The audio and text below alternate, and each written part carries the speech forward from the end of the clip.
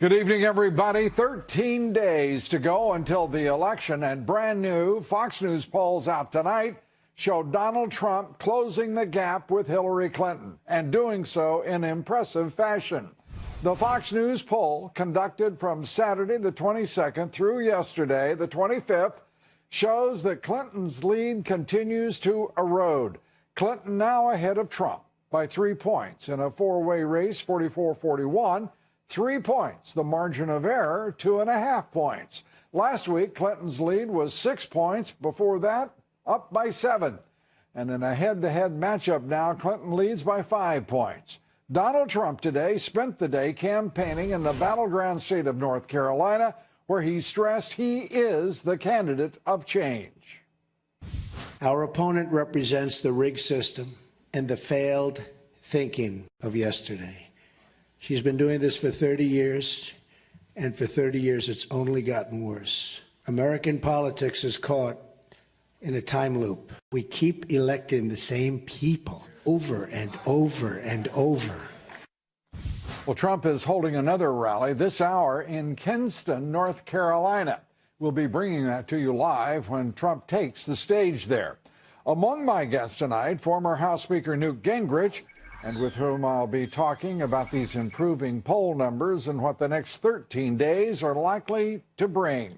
Also with us tonight, former Reagan White House political director Ed Rollins and member of the Republican National Committee Rules Committee, Randy Evans. We'll be talking about whether some recalcitrant Republicans will come home, what the RNC is doing to their first presidential election in 12 years, that is, to win it, and the Attorney General of Arkansas and Trump surrogate Leslie Rutledge joining us on the culture of corruption in D.C., the Clinton cartel's corruption, and whether this election has been rigged altogether. Our top story tonight, new Fox News polls detail Trump's impressive momentum. 68% of those backing Trump support him strongly, compared to 61% for Clinton. And independents now favor Trump over Clinton by 13 points, 41-28. That's up from Trump's 7-point advantage of just last week. And more good news for Trump concerning the state of Florida and its 29 electoral votes. A Bloomberg poll has Trump up by 2 points in the crucial battleground state. Trump has trailed his Democratic opponent in the Real Clear Politics average of polls there since before the first debate back on September 26th. And Trump closing the gap in New Hampshire, where Clinton's 9-point lead has moved down to only 4 points, according to the latest Monmouth survey. My first guest tonight is one of this country's most astute political observers, a politician himself, social critic, historian, best-selling author. In fact, he's written a new book that's just been published. It's entitled Treason. Joining us now, Newt Gingrich, former Speaker of the House, 2012 presidential candidate. Great to have you with us, Newt. And I should also note you're an advisor to Donald Trump. I think fair to say one of his, well, most passionate advocates and defenders. Good to have you here. Oh, it's great to be with you. And you're right about the poll numbers. They're all moving in the right direction. And I think, frankly, they understate his strength. Really? So I think there's a very real likelihood that in terms of actual votes, he's probably ahead now. Ahead, and as we see these poll numbers closing nationally, we're also seeing them close, importantly, in these battleground states. In Pennsylvania, what do you make of that state where, according to some of the most recent polling, he's only 3 points, where he was behind 9 points behind Clinton just days ago? Well, look, I think the general pattern of the news has all been to Hillary's disadvantage. I think having somebody like Bob Woodward, the Washington Post's investigative editor, say on Sunday on Chris Wallace that her system was just corrupt, that's Woodward's term, right, jars a lot of people. I think the rise in the Obamacare prices, you know, I just talked to somebody in Minnesota. You don't list Minnesota normally as a battleground state. There's a poll in Minnesota that shows it Hillary 43, Trump 41, and I called a friend and said, what is going on? And she said, The rise in Obamacare premiums is so massive in Minnesota that the governor is even thinking about a special session of the legislature to try to figure out some way to help people. She said her personal insurance, just for herself, not for her husband, was going to go up $2,400 next year. Now, that gets people's attention, and all of a sudden they start thinking, do I really want Hillary Clinton and more of this that I can't afford? And that's, I think, one of the things. The October surprise may turn out to be the Obamacare premiums and deductibles. Yeah, which are, Obamacare is imploding on any level, whether it be the rising premiums or all of the sudden talk about effectively bailing it out with federal government subsidies. Such subsidies, Newt, in my opinion, would be nothing less than a bailout by the federal government with taxpayer money. Well, sure, and it's endless. Once you go down this road and you become a British or Canadian model of government-run bureaucracies, your health care gets worse, your innovation gets slower, and the fact is you can't afford it. And so you begin to cheat everybody. In the long run, you end up where Medicaid is today. And in many states, Medicaid's a very inadequate form of health coverage. And I don't think the average American wants to lose their employer-based model for something like that. And turning to one of the most unique aspects of this campaign, and that has been the presence of WikiLeaks with the 19th tranche of deliveries today, revealing extraordinary detail about the inner corruption of the Clinton campaign, the Clinton cartel, the Clinton Foundation. It is breathtaking. Have you ever seen the like? No, nobody has. We have never in American history had the depth of corruption that we're seeing. And frankly, you'll notice that John Podesta, the leader of the Clinton campaign, was having dinners with Justice Department officials while they were investigating Hillary. I mean, the fact is that the stench of corruption now has infected the FBI.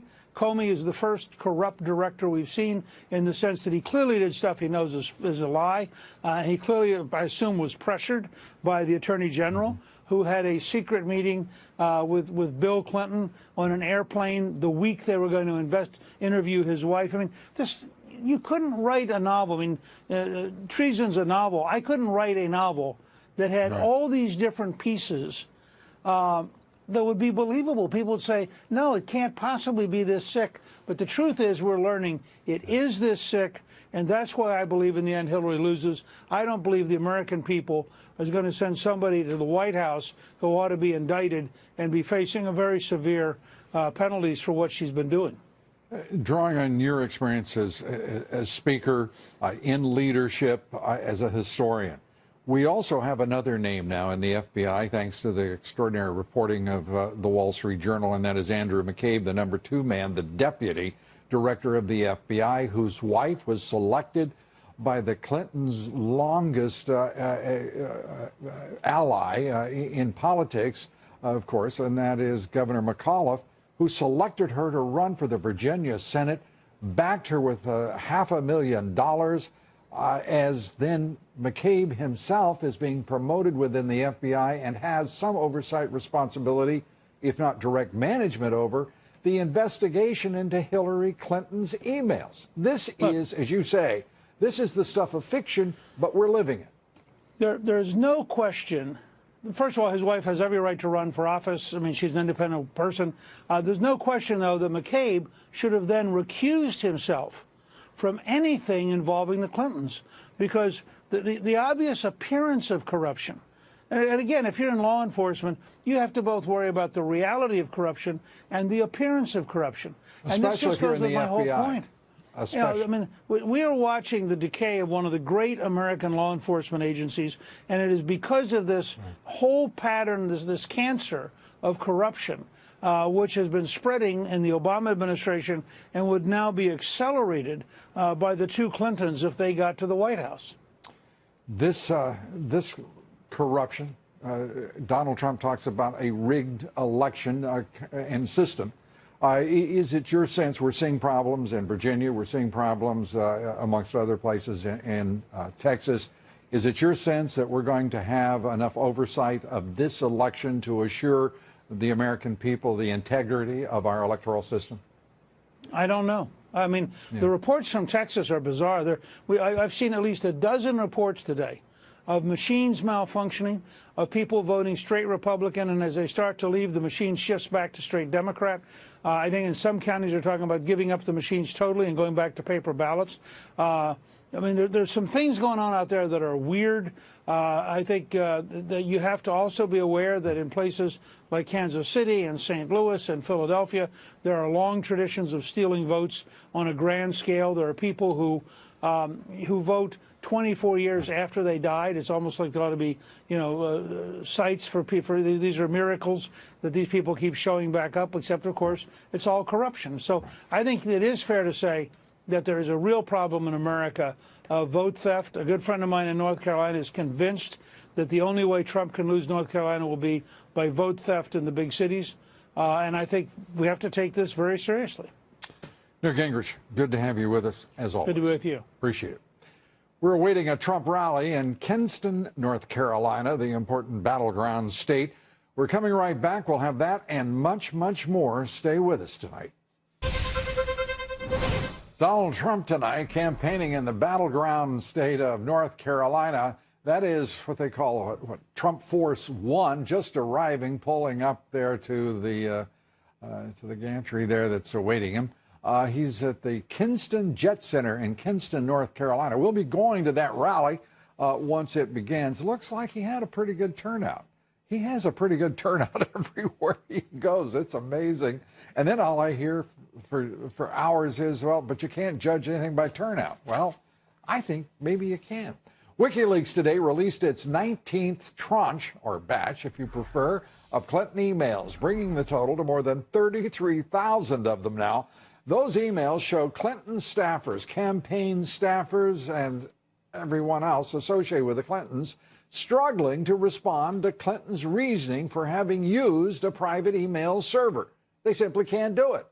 Clinton aide Philippe Reines admitting to Clinton campaign chair John Podesta, quote, "There is just no good answer."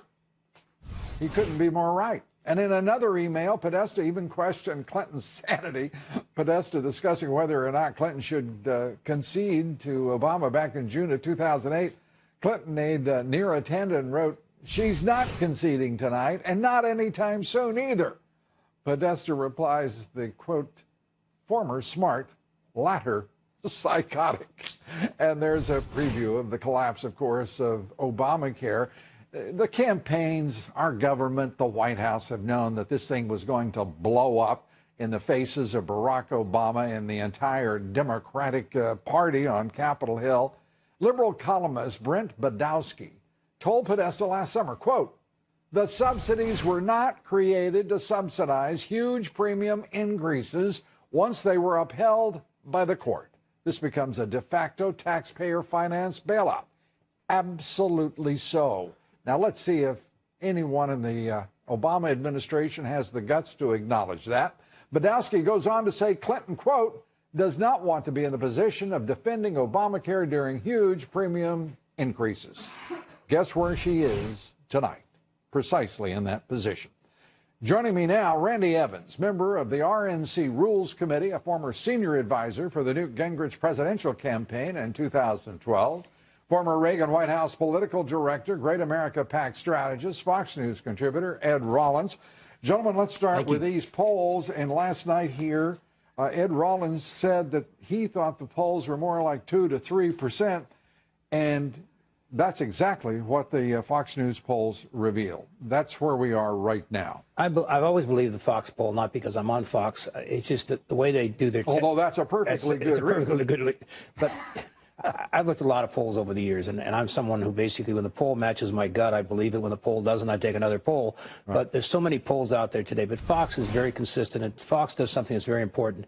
It asked for, are you going to vote as a Republican for Congress or a Democrat for Congress? And you really get a very fair measurement.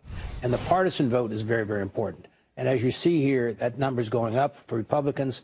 More and more Republicans are voting for the Trump, and that's what's closing this gap along with independents. So Ed is saying, Randy, that we're not only seeing very good news for Donald Trump, but we're looking at a stronger position for both Congress and senatorial candidates for the Republicans.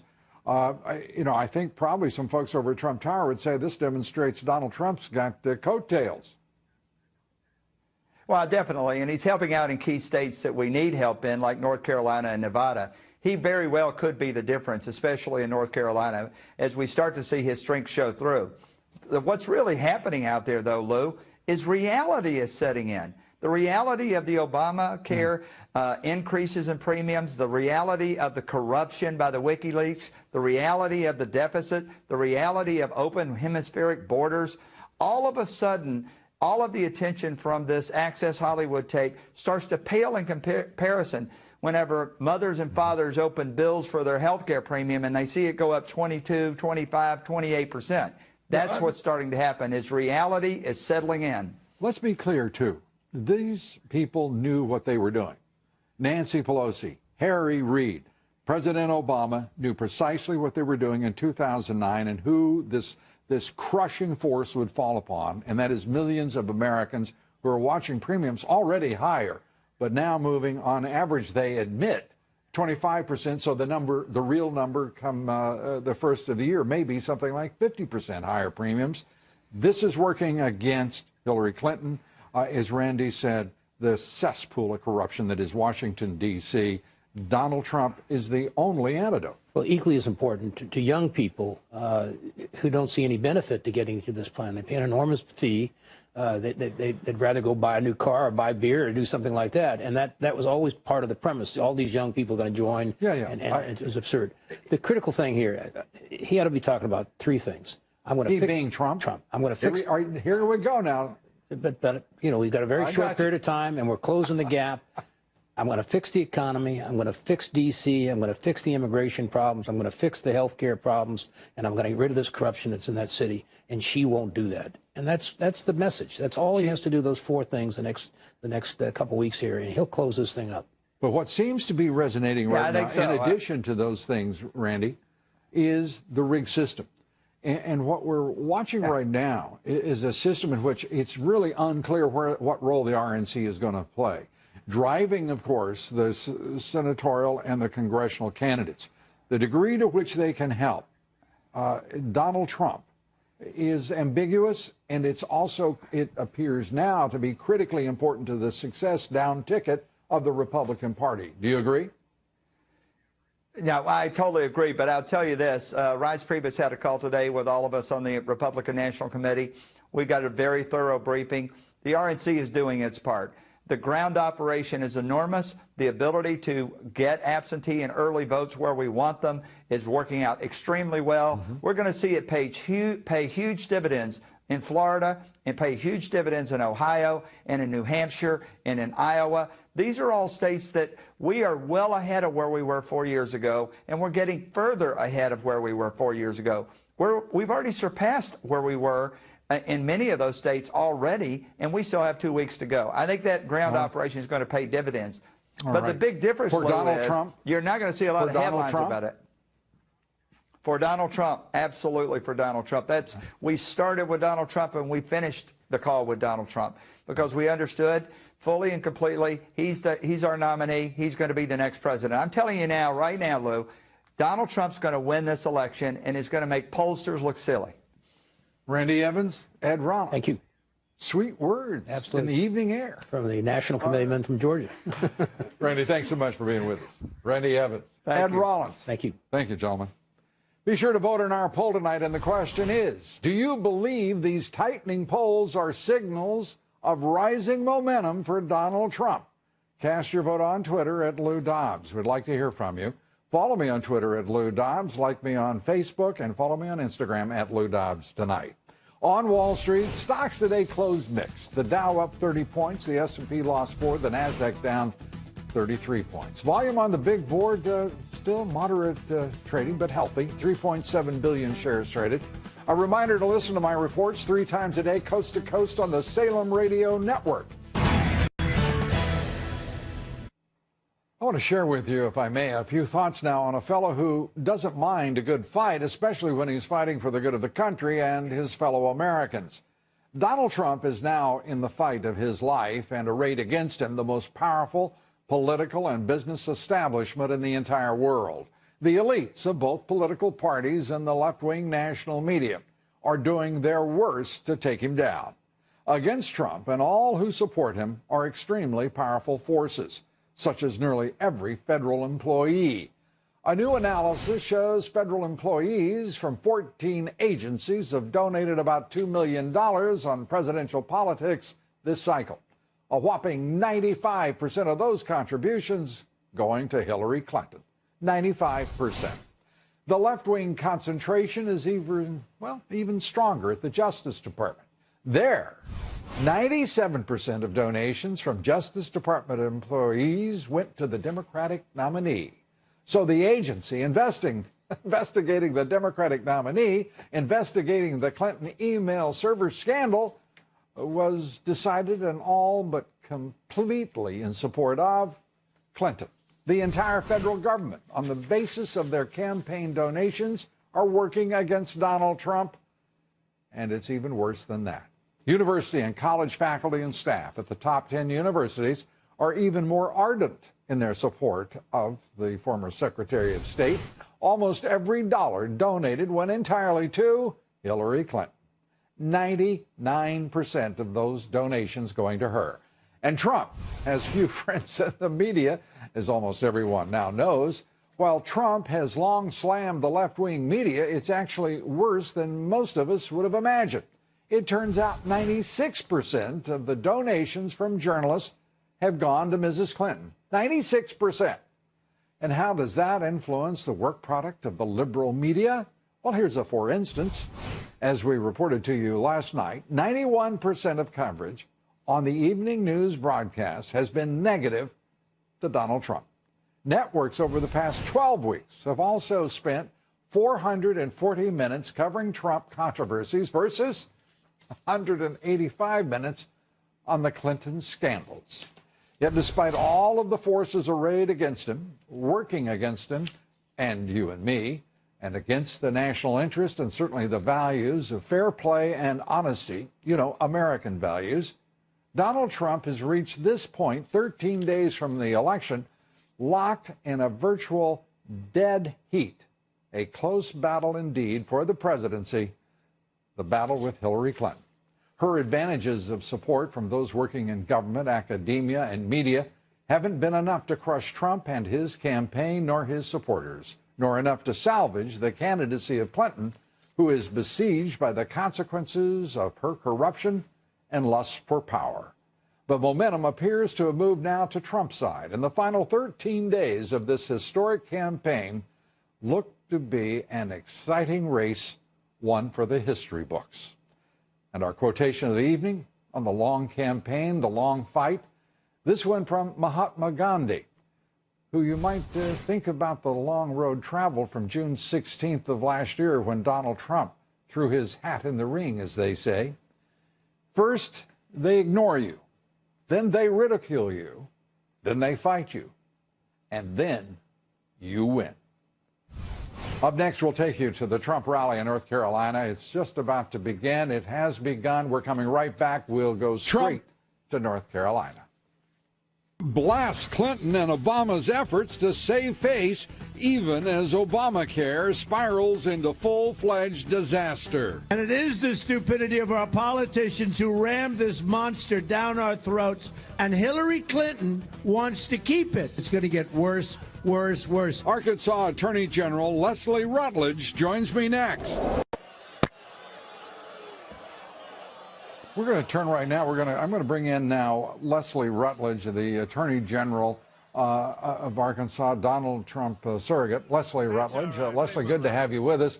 It sounds like Donald Trump. Good evening. It sounds like Trump wants to prosecute that case right now.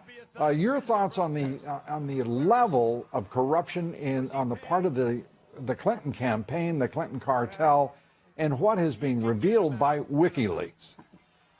Well, certainly. And being from Arkansas and holding the same office that Bill Clinton started and the Clintons began their careers of corruption, we know firsthand how corrupt the Clintons are. And WikiLeaks has shown us in depth how corrupt Hillary Clinton is and how corrupt her administration will be. And so that is why Americans do not trust Hillary Clinton. It's because of her actions. And that's why we see Donald Trump gaining in the polls every day, that, as you said earlier, that this race is a dead heat, even though they have tried to beat him over the head, just as he talked about in that rally, someone beating their phone down.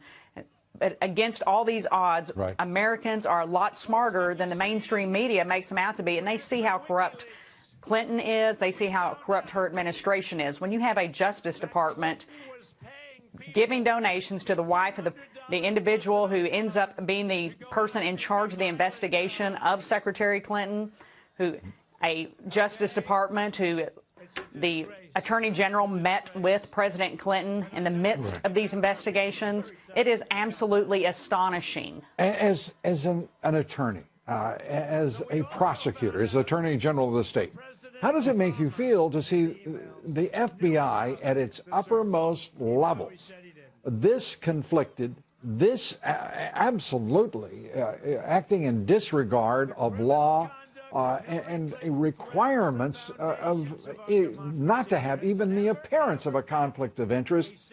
And does it raise the question whether or not we should revisit this, and whether or not the FBI itself should reconsider its decision to go to recommend prosecution of Hillary Clinton?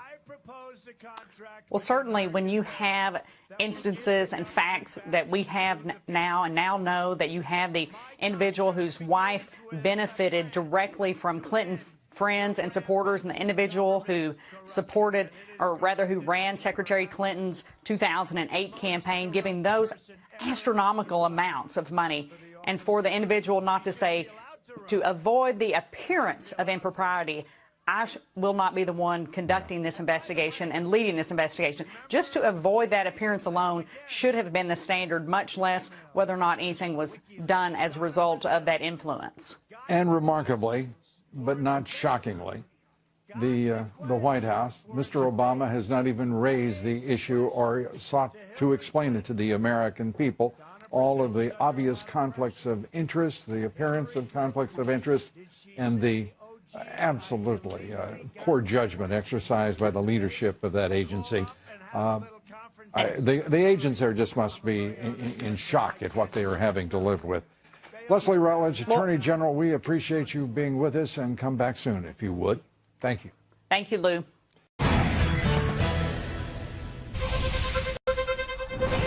Just a quick update now. The United Kingdom set to deploy 800 of its troops, along with tanks, drones, headed to the border with Russia, in the largest deployment since the Cold War.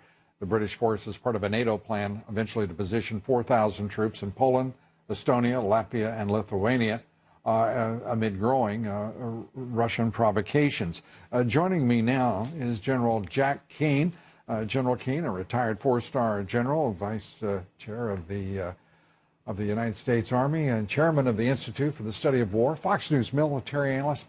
I am getting through all of those plaudits and titles and in reasonably good form. Good to see you. Kid from New York City, that's all you got to say. There you go. Great to have you here. This deployment, all of the saber rattling on the part of the Russians, all of the talk of nuclear war suddenly emanating from various quarters in the world. How concerned are you? And how are we positioned to be rational and at the same time responsive to any threat? Yeah, it's a great question. A couple of concerns. On the one hand, Putin is a master at psychological warfare, and he's got huge problems at home domestically. You know, you've identified all the economic problems. He loves to maintain a crisis atmosphere at home. That's why he did 4 days of civil defense training with 40 million people in Russia, absolutely unheard of since the days of the Cold War.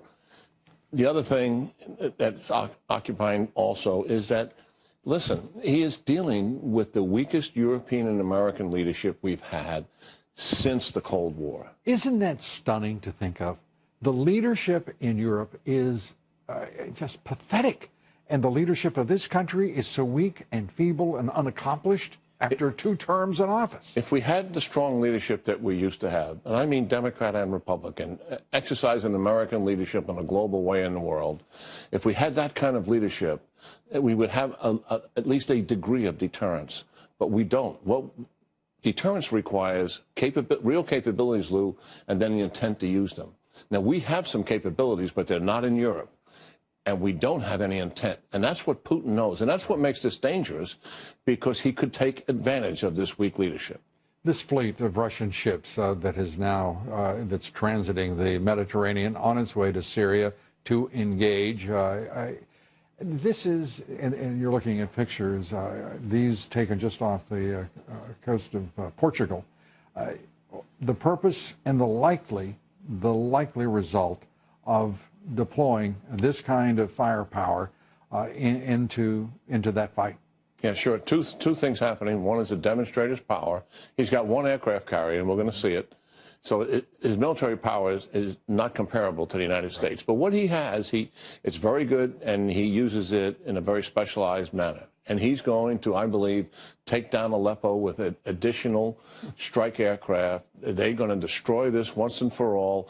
They have been at this for a year now, and they have not been able to take the major city that the Syrian opposition force has. And now they're determined to do it. And speaking of a major city, in Mosul, we heard that there was light resistance effectively over a week ago when the Iraqis began their assault.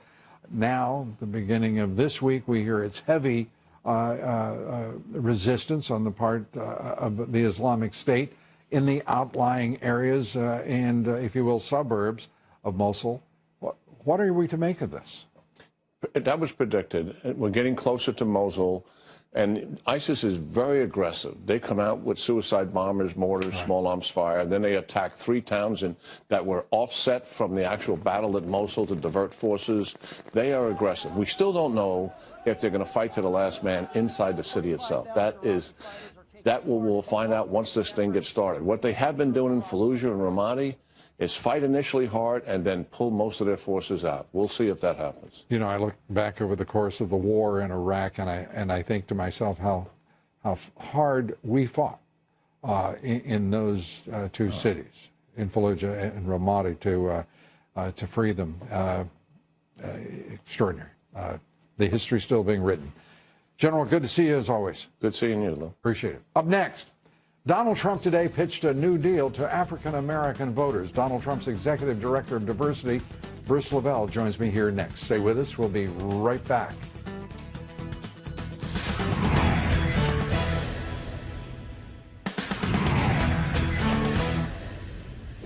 In our online poll last night, we asked you, throughout American history, in your opinion, has there ever been an individual, an organization, or any entity as corrupt as the Clinton cartel? 91% of you replied no. Well, joining me now, Bruce Lavelle. He's the Executive Director of the National Diversity Coalition for Donald Trump.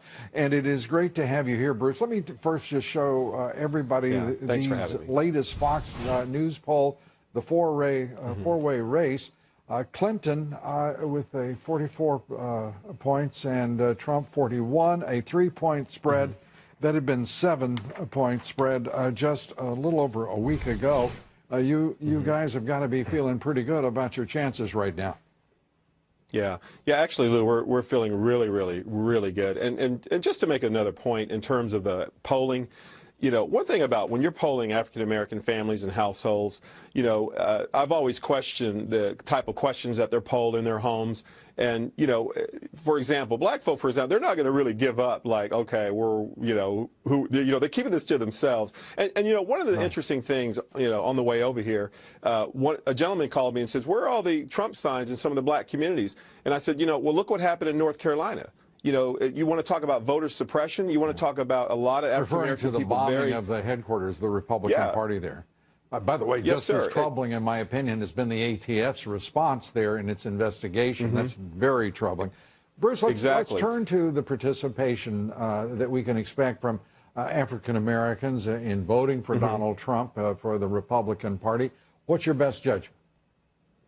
Like I said earlier, I think it's going to be a lot large. It's going to be the largest in the history of any Republican candidate. I really mean that, Lou. And like I said earlier, because, you know, a lot of black voters are really not going to just come out vocally and say it.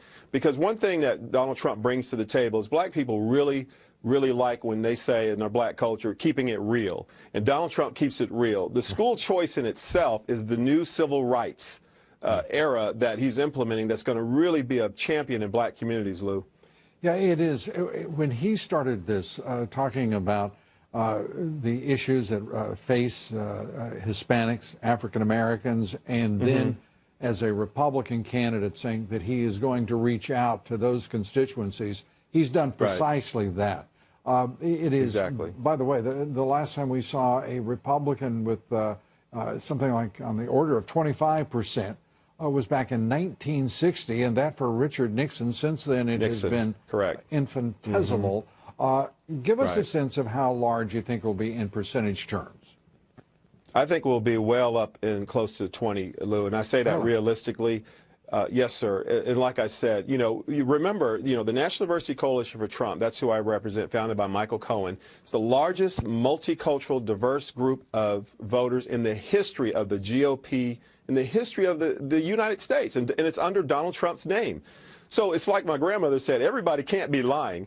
So, with that being said, the black vote in general is, like I said earlier, no one's really talking, everyone's quiet.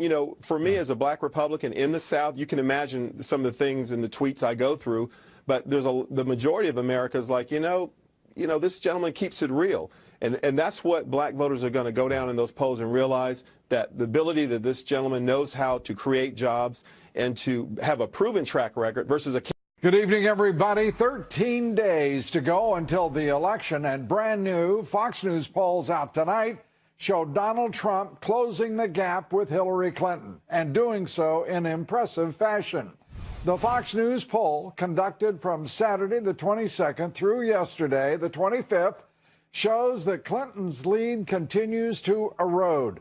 Clinton now ahead of Trump by 3 points in a four-way race, 44-41. 3 points. The margin of error, 2.5 points. Last week, Clinton's lead was 6 points. Before that, up by 7. And in a head-to-head matchup now, Clinton leads by 5 points. Donald Trump today spent the day campaigning in the battleground state of North Carolina, where he stressed he is the candidate of change. Our opponent represents the rigged system and the failed thinking of yesterday. She's been doing this for 30 years. And for Clinton just days ago. Well, look, I think the general pattern of the news has all been to Hillary's disadvantage. I think having somebody like Bob Woodward, the Washington Post's investigative editor, say on Sunday on Chris Wallace that her system was just corrupt, that's Woodward's term, jars a lot of people. I think the rise in the Obamacare prices, I just talked to somebody in Minnesota. You don't list Minnesota normally as a battleground state. There's a poll in Minnesota that shows it Hillary 43, Trump 41, and I called a friend and said, what is going on? And she said, the rise in Obamacare premiums is so massive in Minnesota that the governor is even thinking about a special session of the legislature to try to figure out some way to help people. She said her personal insurance, just for herself, not for her husband, was going to go up $2,400 next year. Now, that gets people's attention, and all of a sudden... Corruption in D.C., the Clinton cartel's corruption, and whether this election has been rigged altogether. Our top story tonight, new Fox News polls detail Trump's impressive momentum. 68% of those backing Trump support him strongly, compared to 61% for Clinton. And independents now favor Trump over Clinton by 13 points, 41-28. That's up from Trump's 7-point advantage of just last week. And more good news for Trump concerning the state of Florida and its 29 electoral votes. A Bloomberg poll has Trump up by 2 points in the crucial battleground state. Trump has trailed his Democratic opponent in the Real Clear Politics average of polls there since before the first debate back on September 26th. And Trump closing the gap in New Hampshire, where Clinton's 9-point lead has moved down to only 4 points, according to the latest Monmouth survey. My first guest tonight is one of this country's most astute political observers, a politician himself, social critic, historian, best-selling author. In fact, he's written a new book that's just been published. It's entitled Treason. Joining us now, Newt Gingrich, former Speaker of the House, 2012 presidential candidate. Great to have you with us, Newt. And I should also note you're an advisor to Donald Trump. I think fair to say one of his, well, most passionate advocates and defenders. Good to have you here. Oh, it's great to be with you. And you're right about the poll numbers. They're all moving in the right direction. And I think, frankly, they understate his strength. Really? So I think there's a very real likelihood that in terms of actual votes, he's probably ahead now. Ahead, and as we see these poll numbers closing nationally, we're also seeing them close importantly in these battleground states. In Pennsylvania, what do you make of that state where, according to some of the most recent polling, he's only 3 points where he was behind 9 points? For 30 years, it's only gotten worse. American politics is caught in a time loop. We keep electing the same people over and over and over. Well, Trump is holding another rally this hour in Kinston, North Carolina. We'll be bringing that to you live when Trump takes the stage there. Among my guests tonight, former House Speaker Newt Gingrich, and with whom I'll be talking about these improving poll numbers and what the next 13 days are likely to bring. Also with us tonight, former Reagan White House political director Ed Rollins and member of the Republican National Committee Rules Committee, Randy Evans. We'll be talking about whether some recalcitrant Republicans will come home, what the RNC is doing to their first presidential election in 12 years, that is, to win it, and the Attorney General of Arkansas and Trump surrogate Leslie Rutledge joining us on the culture of corruption.